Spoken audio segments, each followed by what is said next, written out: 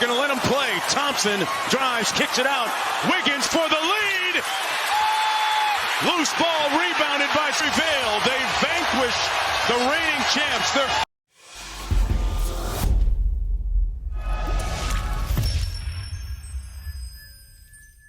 Alrighty, welcome back to E2W Coast Sports. We are recapping Game 1, Warriors versus Sacramento. What a game, man. That crowd was crazy. Definitely felt like they hadn't been to a home playoff game in 17 years. Crowd showed up. They had those cowbells going. They were loud. They were cheering for their team. And it definitely brought Sacramento a lot of energy. The home court is going to be real for Sacramento. However far they end up going in this playoffs, it's going to be a really tough place for any opposing team to come in and get a win. All right, let's talk about the game. Warriors had a really good first half, playing really good defense, scoring efficiently outside of the three-point shots. Steph had a really good first half. He was leading the charge. Poole had a really good second quarter as well, getting to the line, making some shots. It definitely felt like, this Kings defense was bottom 10, 24th, I think, in defense efficiency. And it felt like we turned our defense up too. It felt like, all right, we're in the playoff. It's do or die time. The championship level defense showed up. So it was cool to see that they took it to that next level. The Kings just are a buzzsaw on offense, man. And that's really what it came down to in the fourth quarter. GP2 on Fox worked for most of the night. The problem with it is GP2, while he did play 20 minutes, he is a little bit of an offensive killer. He's great at rolling to the rim, being in the dunker spot, shooting those corner threes. But overall, he's not very dynamic on offense. So there is a fine line of how many minutes that you can actually play GP2. But outside of GP2, Dante, Wiggins, Kuminga, they all kind of struggled on Fox. Fox had a really good game. Wiggins looked really good in that first half. I mean, overall, it was just great to see him back out there. But I think he got gassed a little quick, obviously much quicker than he normally does. He was making shots early. He had a couple mid-range shots. He had a couple drives. He was playing good defense. But come second half, man, Wiggins was struggling hard. Last Warrior I really want to talk about is Kuminga. He only got 10 minutes.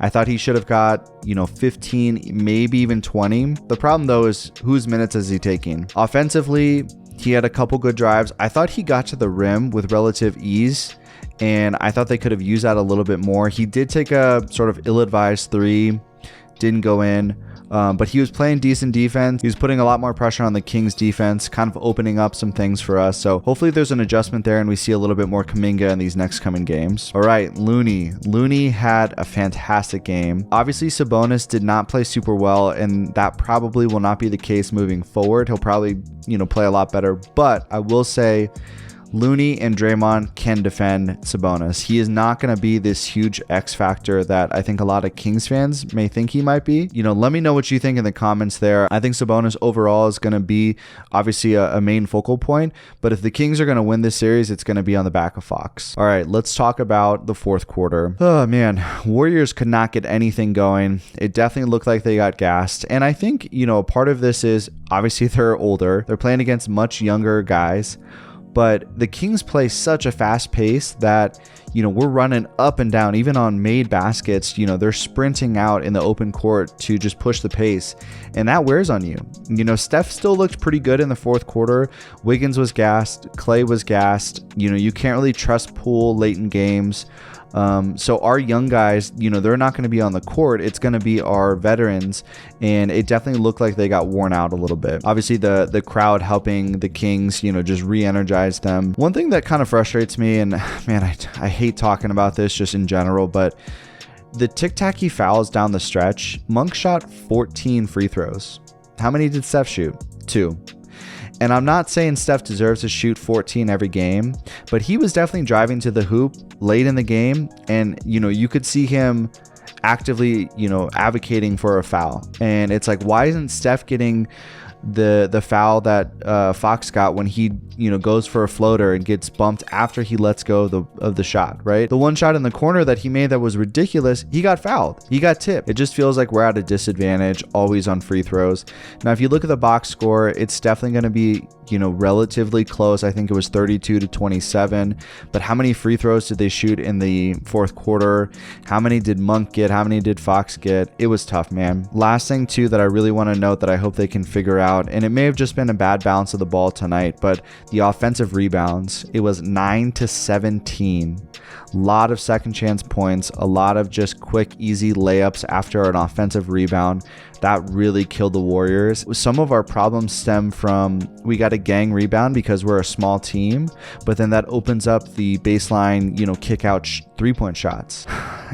It's tough. It's a personnel thing. I don't know what else we can do unless we just get lucky on some of these bounces here. But I think overall they're really going to have to do better defensively, finishing the possession, getting that rebound, and then pushing the pace.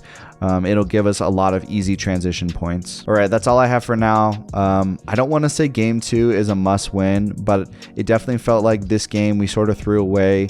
We were up 10 late in the third, but it just feels like if we get game 2, we even this series up, go back home where, we're really good in Chase Center, and hopefully rattle off another 2. But honestly, if we don't get game 2 here, this is going to be a tough series. Every game obviously becomes a must win. Then this team is good. There's a reason why they're the 3rd seed.